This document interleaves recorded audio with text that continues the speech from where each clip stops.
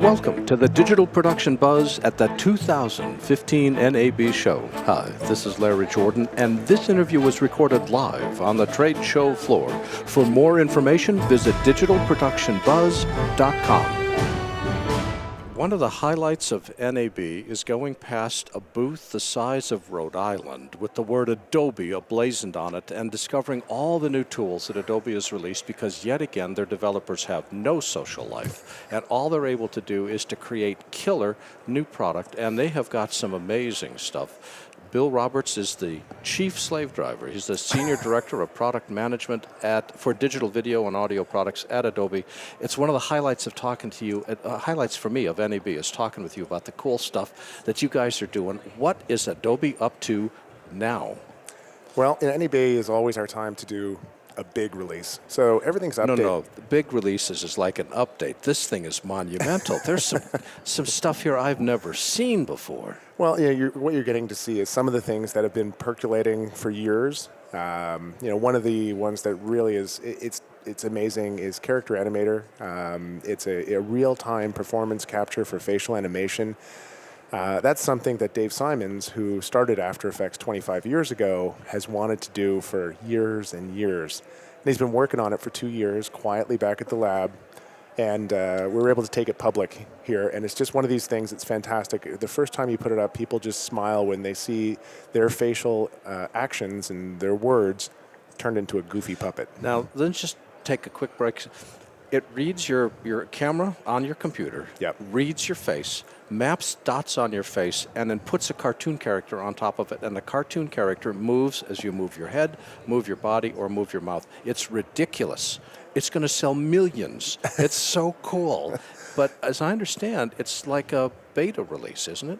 No, it's a preview. So this is a big piece of technology. So really what we want to do is, what we do best is collaborate with our customers. So it's baked enough to go out into the wild. We've worked with a lot of pre-release customers, but it's now time to start to deal with all the different pieces. So you mentioned about the camera and the microphone. What we do is we look at the shape of the mouth, and we also listen to the sound and convert the phonemes into visemes. We've tackled English, but not German, not Japanese, not Portuguese, Brazilian, whatever you got. So we got to work through those to make sure we have the right facial poses for all of those. So it's production ready, but it's not ready for all the different corners of the planet that we serve. Oh, but it's going to be fun to develop. I can see already YouTube is going to groan under the load of videos that are going up to YouTube.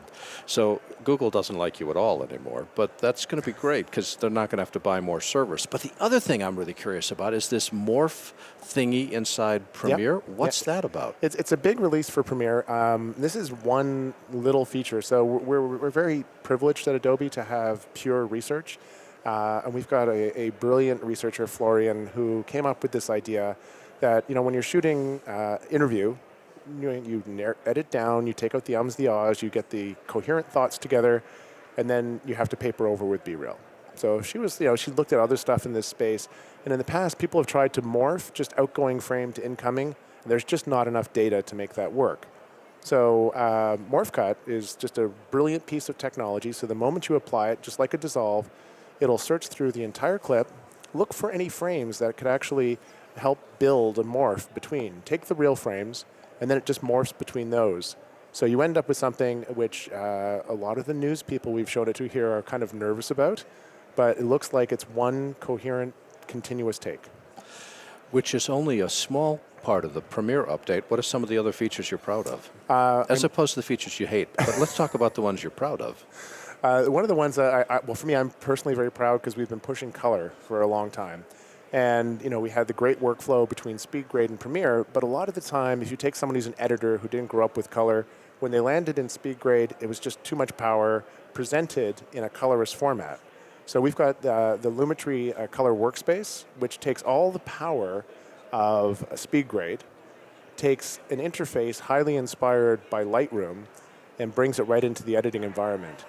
So that is just been great fun to deliver, and the pre-release comments we got are just being amplified here. People love it because a mere mortal editor can do something that looks awesome, super fast.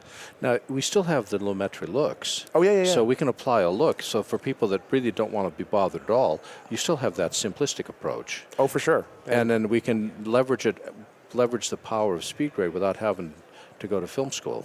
And the nice thing is, anything you do in Premiere, you can open up in SpeedGrade and work from that as the starting point. So editors and colorists can now speak the language of color. We've even extended it out to mobile devices. So we have something called Project Candy, which allows you to, you talked about the looks.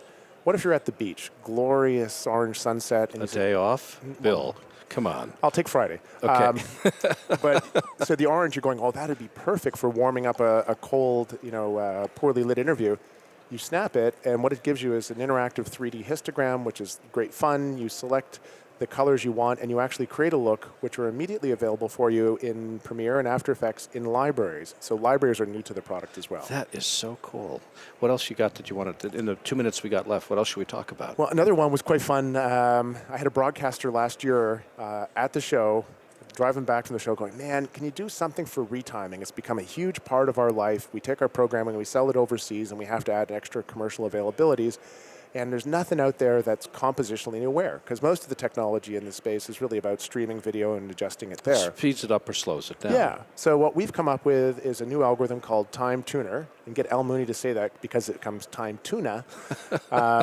What it does is it looks at the whole composition. Yeah. It analyzes the cuts, but it also analyzes the complexity of video. So high action areas won't get touched. High audio complexity won't get touched. Areas of low video and audio complexity will be shortened if you're shortening the piece.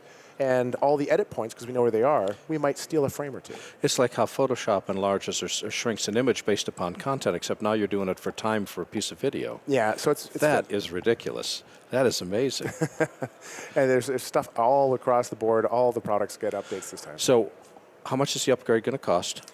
All of our Creative Cloud customers, when we ship it, we'll get it for free. And when are you going to ship it? Every year you ask me this question, and every year I say the same thing, soon. And look to our past for hints about our future. So soon, but not today. Correct. Where can people go for more information? You can go to adobe.com or blogs.adobe.com, and that's where we're putting a lot of the information about what's being shown here. That, in case you were wondering, is adobe.com or blogs at blogs.adobe.com. Blogs.adobe.com. And Bill Roberts is the Senior Director of Product Management for Digital Video and Audio Products at Adobe, and a highlight of the show. Bill, thanks for being here. Thanks, Larry.